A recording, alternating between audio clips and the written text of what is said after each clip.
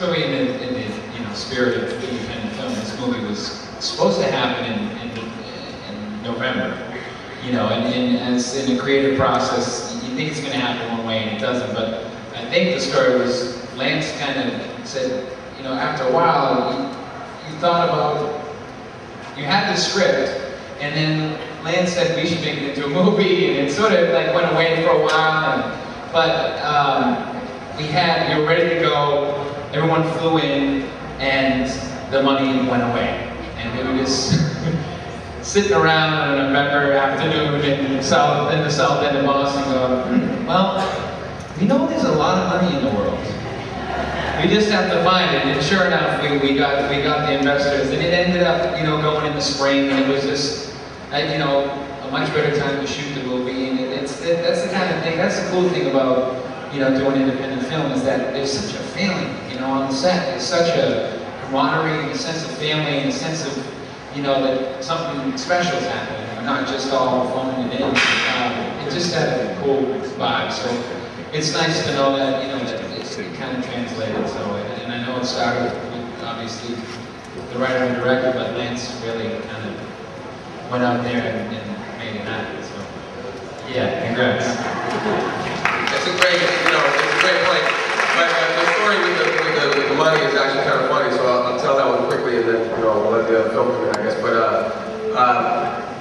it had come together where we were all financed. We were going to shoot. We shot, I guess, in May of '06, so just like a year ago, and it was supposed to happen in October of. We were going to start shooting on Halloween of '05, the previous fall, and a guy who was going to be financing it, he was suspect, and we weren't really, I don't know if we really ever fully 100% bought it to get the money, but he kept saying, everything's fine, everything's fine. We kept working, putting them together. Joe was flying through a hurricane from LA, and Joe Flint, who plays Kate, was on an Amtrak train out from New York, and I walked into the production office, and Lance and Chris Meyer, one of the producers, was sitting there, and it was just like somebody had died, and I said, what's wrong? And I remember Chris Meyer looked up and was held up as zero. We had no money, and I had to go get my son at the daycare. I was like, I gotta go to daycare, and it was funny because I felt at that moment like we were at a wake, and everybody had just kind of finally acknowledged that there was a dead guy in the room. That was the movie. But then, after a couple of days of sort of people calling me and saying, oh, geez, what happened? This is a shame, this is a shame. We just collectively got sick of, we just were collectively unwilling to accept that that would be the end of the road for this project. And we all sort of pulled together and went out and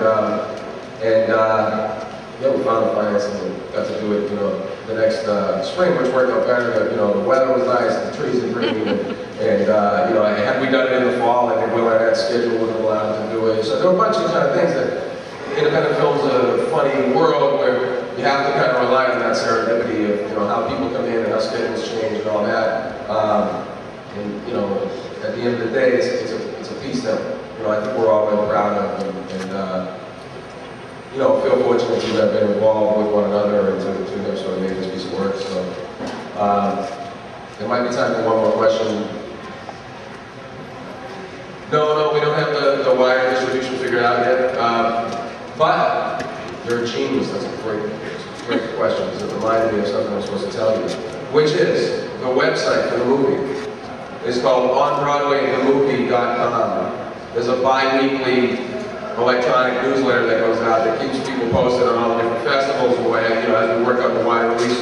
The next festival we're going to is Galway, Ireland. We're going in July. We're going to Galway Film Festival. And so that just kind of keeps people connected with the movie. I encourage you to go there on BroadwayTheMovie.com and there's a little, register for the newsletter. Don't worry, we'll never give your email away. We'll never sell it, etc., etc.